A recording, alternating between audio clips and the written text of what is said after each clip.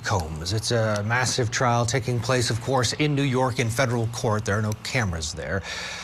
Sean Diddy Combs is accused of turning his hip-hop conglomerate into a racketeering enterprise that forced women to satisfy his sexual desires for 2 decades.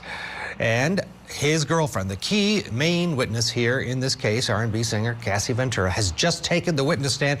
There are no cameras, but we have our Kelly Craft and we have our team in place, so we're getting basically almost real-time updates. And this is a big day, Kelly. Good morning to you. She's on the stand.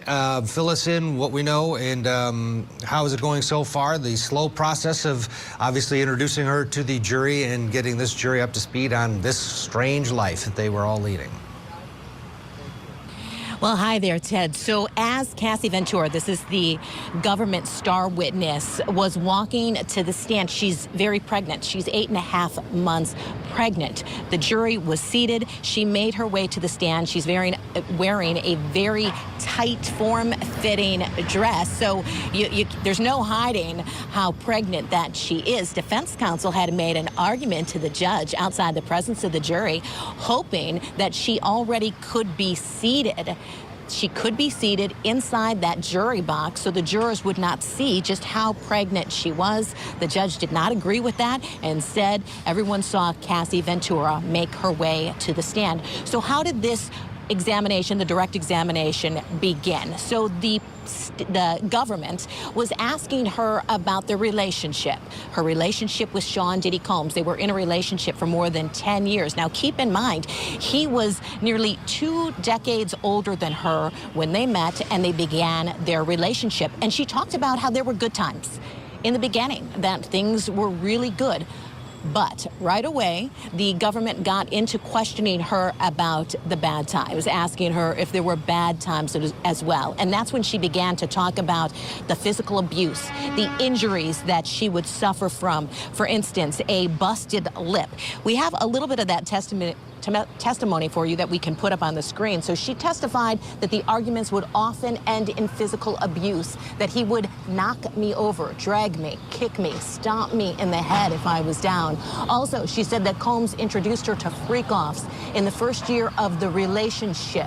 We also have some other things that we can put up for you, Ted, in regard to what she was saying. She said it got to a point where I just didn't feel like I had much of a choice. I didn't really know what could happen, what could be, or what no could turn into when she would say no.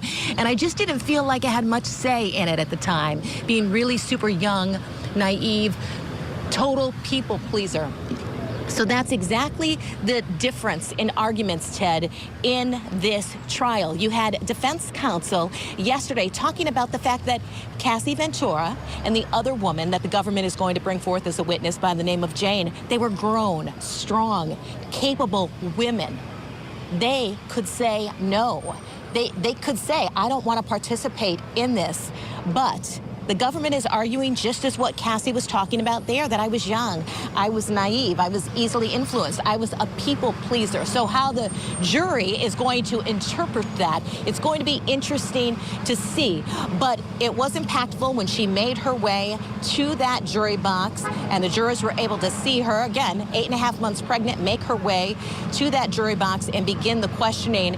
And of course, one of the big things that's going to take place is, will the media, will the public be able to see the video of those freak-offs? During opening arguments yesterday, the government did say that they are going to be playing video of these freak-offs. These are these sexual encounters that took place between Cassie Ventura and other men, male escorts that they would hire, as well as Sean Diddy Combs.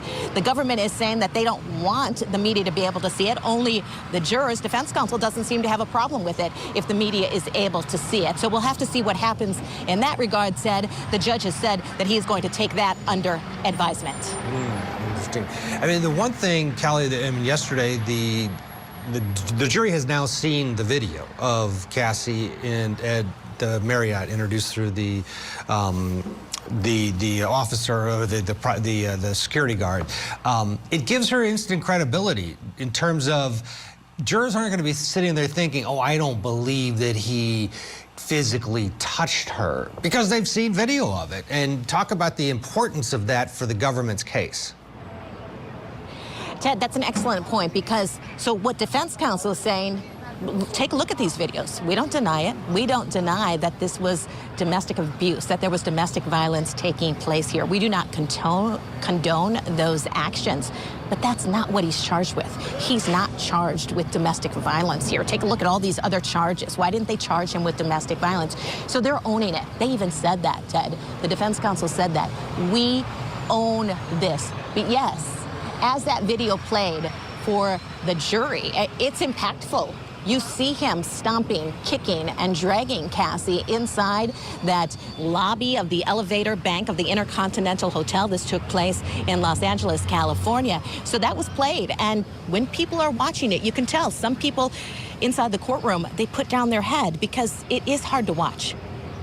Yeah, and now her dissertation on the stand of the specifics of being the victim of that has a lot of impact. It sure does. And again, this is the biggest witness for the government, you could argue, and for the defense. Kelly, we'll check in with you next hour as well, and more updates from what Cassie Ventura says on the stand. Of course, there are no cameras, it's federal court, but we've got Kelly, which is just as good. Josh Schiffer's with us still.